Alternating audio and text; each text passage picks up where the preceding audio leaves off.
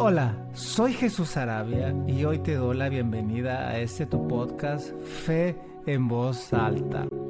Hoy quiero hablarte de una tribu poco mencionada, pero con una enseñanza muy actual. Una tribu que sí recibió promesa, que sí tuvo herencia, pero que no la sostuvo. Hoy vamos a hablar de la tribu de Dan. Porque a veces no es que Dios no nos dé la tierra, es que nosotros dejamos de pelear por ella. Fíjate lo que significa Dan. Dan significa juez, el que hace justicia. Desde su nacimiento, Dan fue marcado por Dios. Jacob, antes de morir, profetizó sobre él. Génesis 49:16. Dan juzgará a su pueblo. Tu salvación espere, oh Jehová. Entonces, esto significa que Dan sí tenía un llamado, sí tenía autoridad y sí tenía un liderazgo. No era una tribu pequeña. De Dan salió Sansón, uno de los jueces más poderosos que libertó al pueblo de Israel. Entonces, Dios sí le dio el territorio a Dan, una tierra que era fértil, que era estratégica, cercana al mar, con ciudades importantes para poder hacer cumplir la promesa que Dios le había dado. Dan entró en esa tierra, vivió ahí. Sansón nació ahí. Pero la promesa no fue el problema. El problema fue el miedo, la presión, la falta de fe y decisiones sin consultar a Dios. La Biblia dice en Jueces 1:34, el amorreo acosó a los hijos de Dan, y Dan comenzó a vivir replegado, ceder su terreno, incluso adaptarse al enemigo, en lugar de clamar a Dios, pelear por su territorio, luchar hasta ver cumplida la promesa. Obviamente, lo que Dios promete no es fácil. Depende de nosotros luchar, perseverar, ser constantes y conscientes de que la promesa se va a cumplir.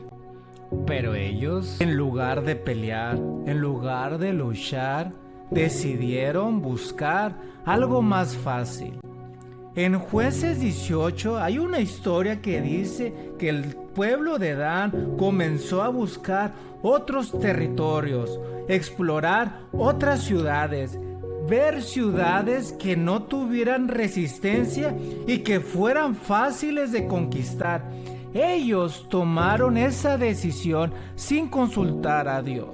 Y lo peor, si tú lees ese capítulo, te vas a dar cuenta que el pueblo de Dan hizo algo terrible ante los ojos de Dios. Llegan a la casa de un levita donde él tenía un sacerdote, y lo peor de todo es que ellos tenían un ídolo.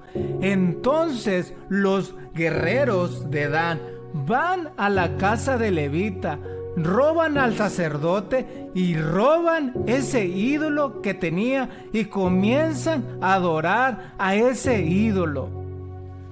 Establecen idolatría, levantan adoración falsa. ¿Y todo por qué? Por no seguir, por no pelear, por no luchar y por no conquistar lo que Dios ya les había entregado. Una verdad dura pero necesaria. Dan no perdió su herencia por falta de promesa, sino por falta de perseverancia y fidelidad. Ellos prefirieron elegir comodidad en lugar de obediencia, facilidad en lugar de fe, estrategia humana en lugar de dirección divina. Hoy quiero preguntarte algo.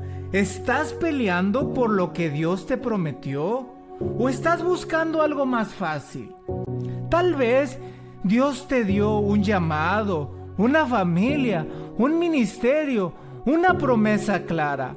Pero el enemigo presionó, así como los amorreos presionaron y acosaron al pueblo de Dan. A lo mejor tú también estás pasando lo mismo y has pensado en moverte, has pensado en rendirte y buscar algo más fácil para que tú puedas estar más cómodo. Escucha esto con atención. No todo lo que es fácil viene de Dios. Y no todo lo difícil es señal de que debes de huir. Dios no ha cambiado sus promesas. Él sigue siendo firme.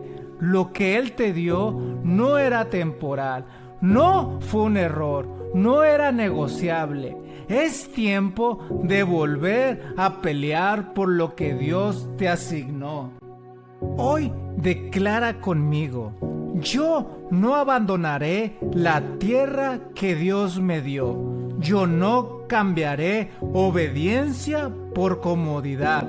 Yo confiaré en Dios, aun y cuando haya resistencia.